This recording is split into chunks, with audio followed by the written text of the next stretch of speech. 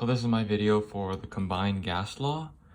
And the question with the numbers that we're going to use is a balloon with a pressure of 1 atm and a temperature of 16 Celsius because we live in Canada, and the current volume is 16.3 liters. So, first of all, since we should always have temperatures in Kelvin, let's just do that conversion right now real quickly. So the difference between Kelvin and Celsius is 273. And you either add or subtract whether you're going from Kelvin to Celsius, minus 273, or Celsius to Kelvin, plus 273. And because we're going from Celsius to Kelvin, that would just be 16 plus 273.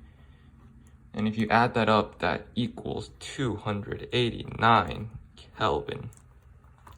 So that's our current temperature. Now, we should also convert ATM because as the question is, it asks for millimeters of mercury.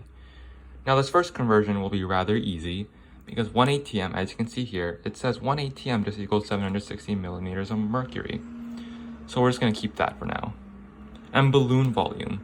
Because the question asks for it in milliliters right now, we're going to go ahead and turn that into milliliters. And to do that, we have 16.3. which is the current number we have for the liters. You have to multiply that by the volume type, or the unit that you wanted to get it to, which in this case, that would be milliliters.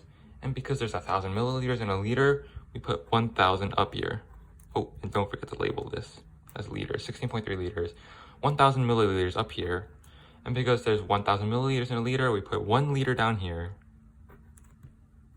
So that would just equal, and then these would cancel out. So you just have 16.3 times 1, 2, 3, 1,000 divided by 1. So that equals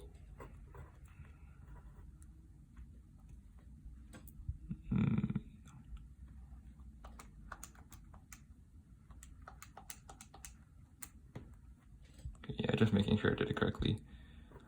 It equals 16,000 milliliters, 16,300 milliliters. So now that we all have our units in the correct unit, let's look at the combined gas law. Pressure 1 times volume 1 divided by temperature 1 equals P2, V2, temperature 2. So first of all, we need to, because the question is asking for the volume of the balloon in the end, we want to isolate V2. And we do that by multiplying. First of all, we want to get it by itself. And there's two variables next to it. So let's do the one that's easiest, T2. All we need to do is multiply both sides by T2. So that gives us T2 times P1 times V1 over T1. And that equals P2, V2.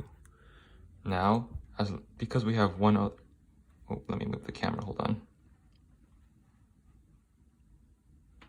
There we go. Okay. So now we have P2 and V2, and we need to divide both sides by P2 to get V2 by itself. So we end up getting T2 times P1 times V1 over T1 times P2, and that equals V2. All right, so now we have all the temperatures, but what about T2 and P2? We still haven't determined that yet. Well, because I'm in command here, I get to be arbitrary with the values I get to use. And in this case, I'm just going to switch the temperature to about 47 Celsius because we flew to the Sahara Desert in the past 2 minutes. And now the balloon pressure, because we're in the Sahara Desert, I suppose it'll get a little higher and we'll be at 3.4 ATMs. Now, let's redo these two conversions, but with different numbers. Temperature to begin with. So since our temperature is 47, we're going Celsius to Kelvin, we just add 273. That would be 320 Kelvin. Now, for ATM to millimeters of mercury, it'll be similar to the liter conversion, but just with different values. So first we have to get 3.4 ATM. Oh, that's not an M. and we want to convert it to milliliters of mercury. So we want to put millimeters of mercury up here, 760 millimeters of mercury. Let's write the value, or unit, I should say. And that 760 millimeters of mercury is equal to 1 ATM, so we put ATM down here. The ATMs cancel out, and you get 3.4 times 760 divided by 1. And that would just equal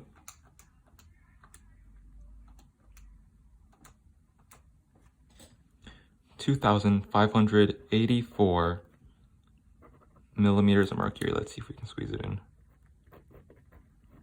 Okay, so now we have all our units. This right now is P2. This is our T2, and as defined before, we have all the ones. So let's plug it in. T2. Now, because of the order of operations, we don't really need to put the numbers in particular order, because multiplying, dividing, it'll all be in the same, the order of operations will all get the same value, but let's just follow that. So 2,584 to represent P2. Oh, my bad, wrong number there.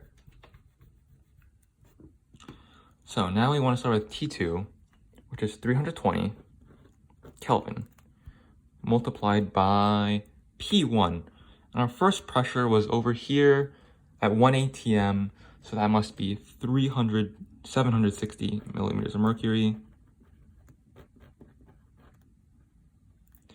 And our volume 1, V1, 16.3 liters, but because we're going to milliliters, we decided that'd be 16,300 milliliters.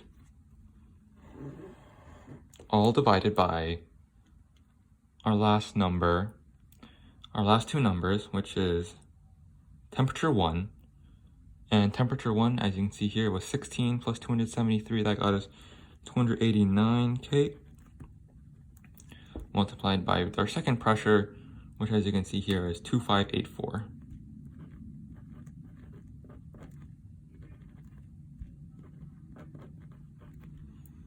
Now you're just going to need your calculator and just put in all the numbers, so give me one moment to do that.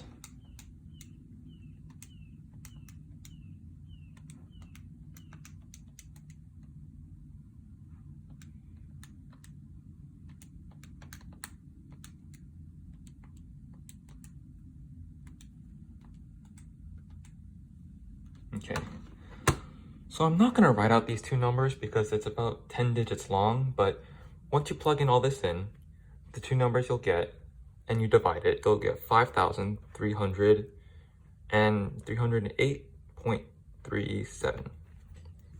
So now we have to decide what kind of unit it is.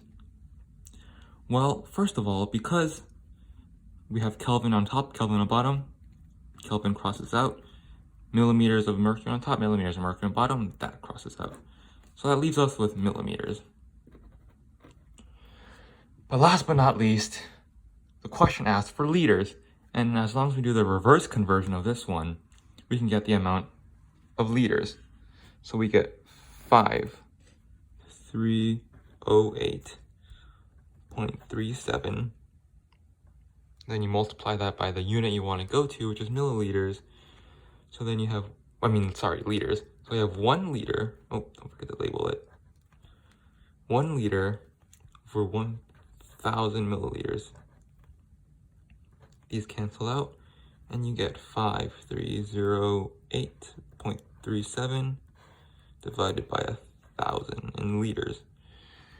And alas, we reach our number, which is 5.308 liters.